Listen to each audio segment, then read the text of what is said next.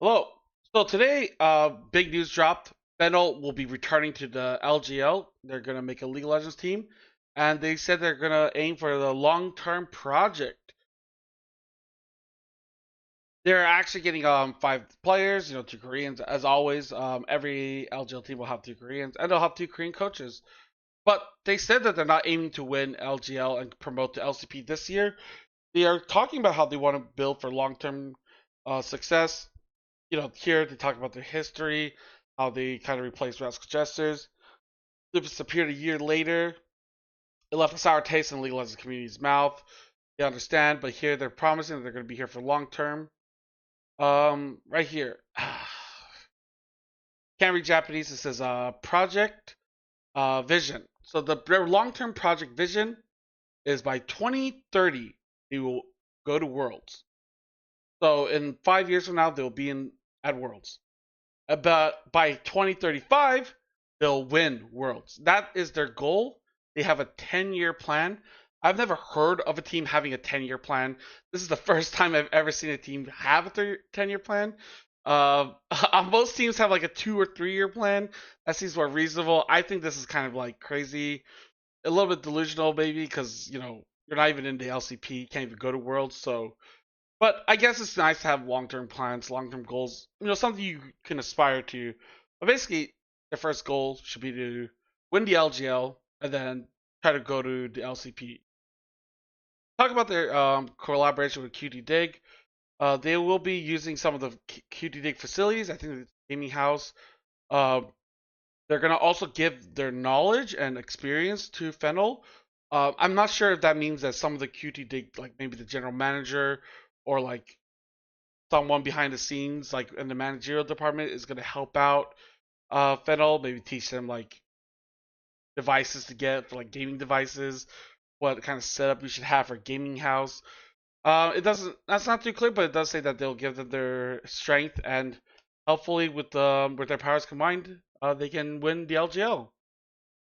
It does talk about their roster. His name apparently is K9. He has 9 Ks. I don't think it's a good name. He was playing in Viral Youth. Apparently, he won NASF and he won the U19 esports, the high school tournament in Japan. Up and coming player, looks pretty good. I do think he has potential to be good. His skill is very raw. Like he just feels like a very solo queue-ish player. So until he develops his macro and talent, I think he's going to struggle. But I do like the fact that a new face, no one's ever heard of it, unless if you watch the LGL. He played in Viral Youth. No one knows who he is that well. He was coached by Opperman, and Opperman is like a legendary top laner. He's played many years. He's done great things. Um, he is a top lane main, so having a coach that was a top laner coach you will make you a lot better. So hopefully that with this project he will improve further. LM, I mean, I don't really have too much to say. He's okay. Just standard Korean jungler. They talk about how he played in T1. Um, yeah, I just and Dice. I think he's a pretty good mid laner. He has the mechanics. He plays a bunch of different champions. Apparently his communication has improved a lot, so that hopefully that will mean that this team won't have the communication issues. And even if they do, they have two Korean coaches. One who I'm pretty sure is fluent in Japanese.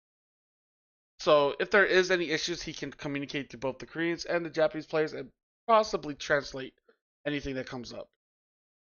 Rocky's another player that came from Viral Youth, same team as K9. Uh, Honestly, I didn't think he was that good. I don't think he was bad by any means.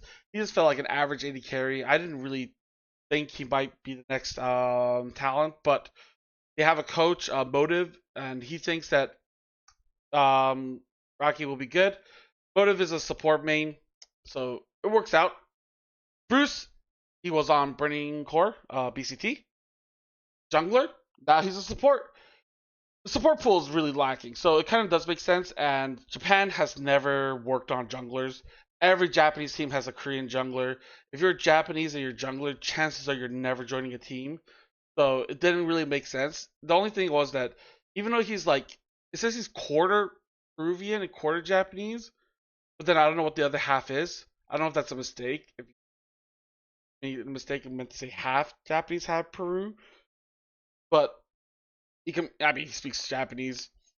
He was an okay jungler for LGL standards, but yeah, when you look at the competition, the Korean imports you can get, chances are you would not go with Bruce. If you had the choice, you would get a Korean jungler because I just feel like the level of experience that the region has developed has made Japanese junglers just not as good as other positions.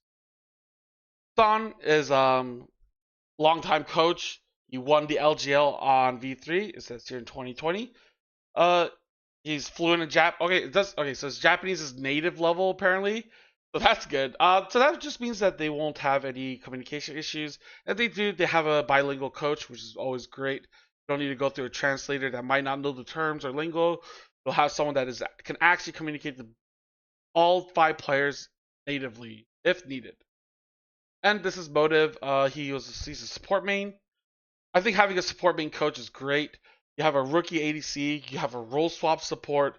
Now you have a Korean coach that is a support main, and he can help kind of position coach both the AD carry and the support.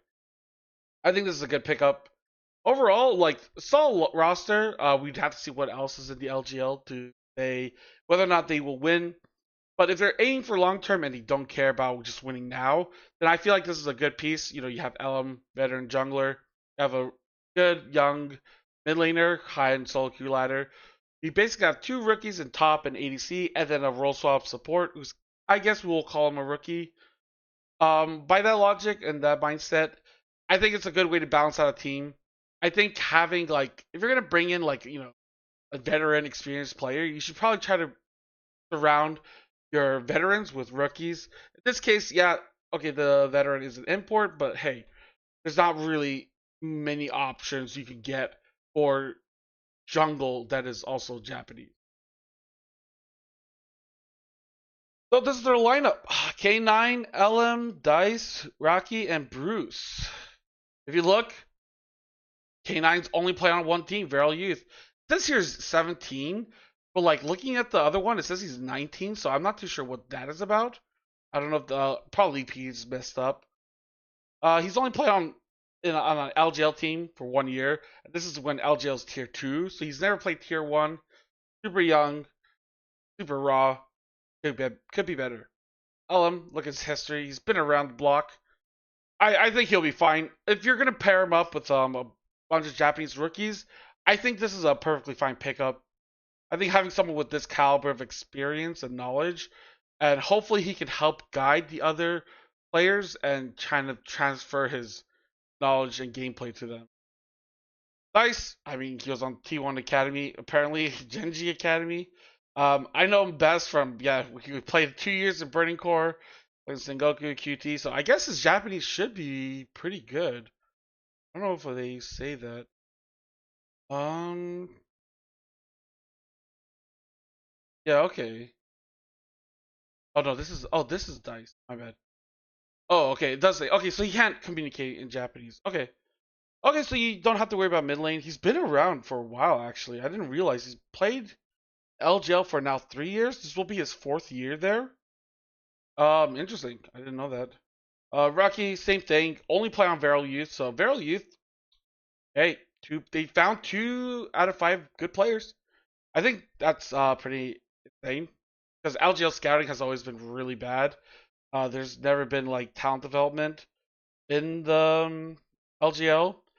Even though Bruce has been around for since 2023, he's only been on the academy teams tier 2, like Axis Crest Academy, Burning Core is when this was LGL when it became a tier 2 region. So he's never played tier 1, even though he's been playing since 2023 March. I think it's smart for him to role swap. I don't think he would ever find a team as a jungler. Being on support is good. I'm happy for him. I think this is a pretty good roster. I'm excited. Basically, I just want LGL to develop native players and try to bring back that excitement. If you look at other regions that don't have a proper tier 2 system, like for example, the obvious example is NA. the NA gave up their academy system. They don't have any academy teams. There's no real good way to develop them except for like amateur teams or just random tier 2 orgs that don't really pay anything, don't have a gaming house or anything like that. When you have that kind of situation, it does make it a lot harder to develop players and talent. So I am happy that we have reasonable investment. There's a lot more new faces. There's a lot of new LJL players, Japanese players that are just popping up. Never heard of them, never seen them. They can make a team with their friends, participate, try to do well, showcase their talents, potentially move on. And I think this is a much better way to develop. I'm going to be keeping an eye on FENNEL. We'll be watching their LGL on my co-streams. And yeah, that's all I have to say. I wish FENNEL the best. And yeah, let's try to bring back Japan and try to improve the region.